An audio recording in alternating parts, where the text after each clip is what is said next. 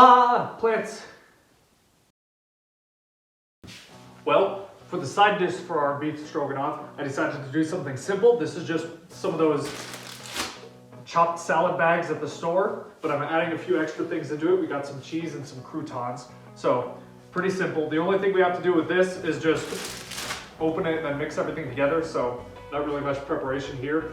So besides that, the total for all of this ended up being $9.36. So if you want some good variety to go along with your meals, this is something good that I like to do. This one is the sunflower crunch one, because I wanted one that has like some seeds in it.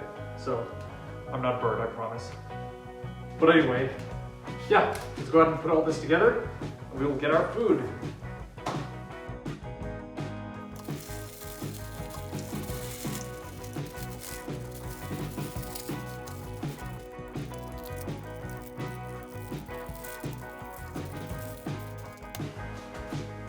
The rest of the stuff gets mushy if I throw it all together, so I'll keep that out of the main bowl.